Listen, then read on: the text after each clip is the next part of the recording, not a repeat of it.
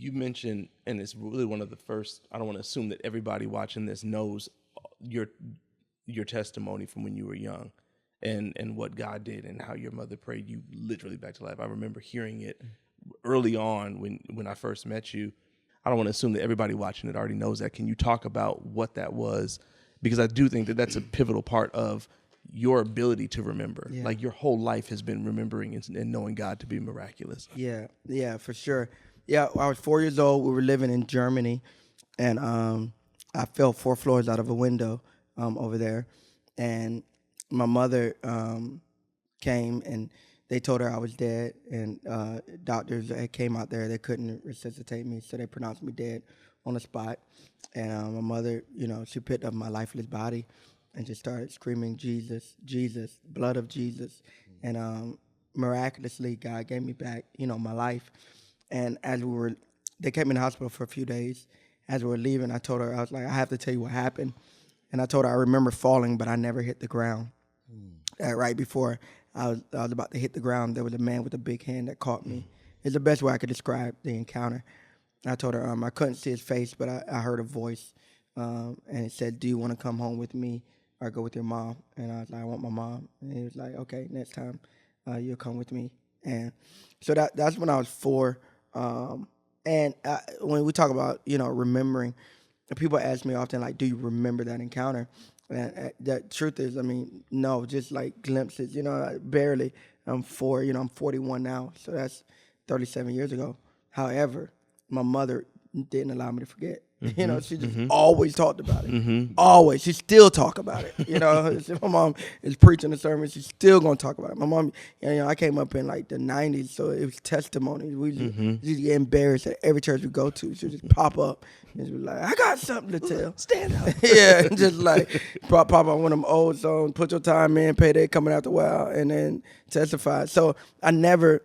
And again, but it built in me a knowing, like I know God is real. It's not a question about it. Like I know He's real, and I just want to please Him with the life I have. It's incredible. That's amazing.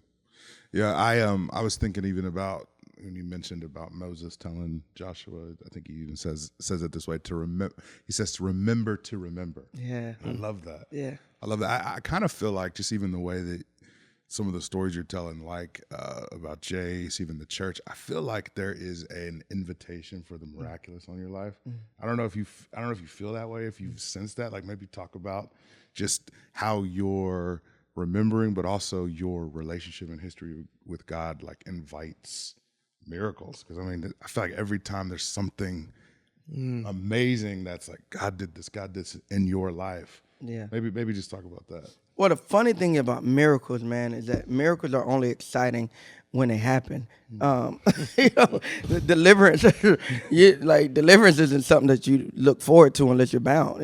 So the prereq to a miracle is a desperate situation, and I think that's more the marker. I've been in a lot of just dire situations where it's like, God, if you don't come through, we short.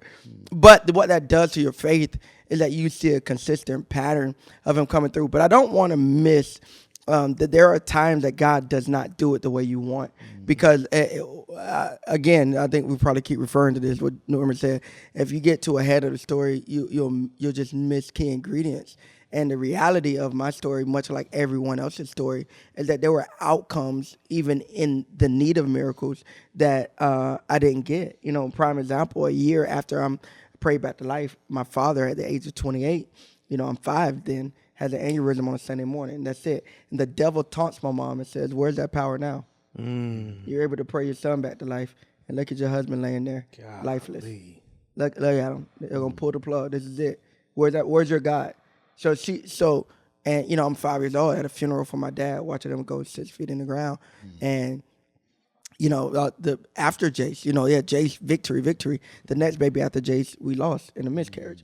It wasn't full term, but, she miscarried. And so, there are seasons in your life. I think the full story is that there are mountains and valleys. There are victories, and there are hard seasons, man.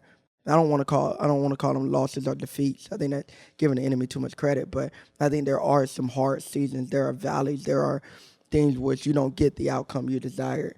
And so that's also matures your faith to understand that even if God doesn't do it the way you want him to, that doesn't change the consistency of his character. God is God. God is God, Joe. If everybody in your family die, he's still God. If you lose your crib and everything in a hurricane and your flesh fall from your bones, he's still God. And he doesn't owe you anything. Right. God owes no man nothing. Not even an explanation. Not even an explanation. Yeah. He don't owe you your next breath. He don't owe you the health of your family or you. He don't owe you gasoline in your car. God don't owe you nothing because he's sovereign. He's self-sufficient. He existed before we were here. He's going to exist when he's going, where we're going. He's God. And so I think that's a very important thing to learn, especially in this generation that want a TikTok microwave God, that just want a quick, and then we get so, and what happens is, the danger in that is that you're one disappointment away from turning your back. Yep.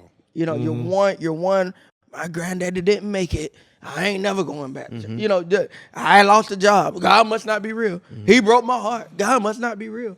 It's like, no, he's God, right? Life happens.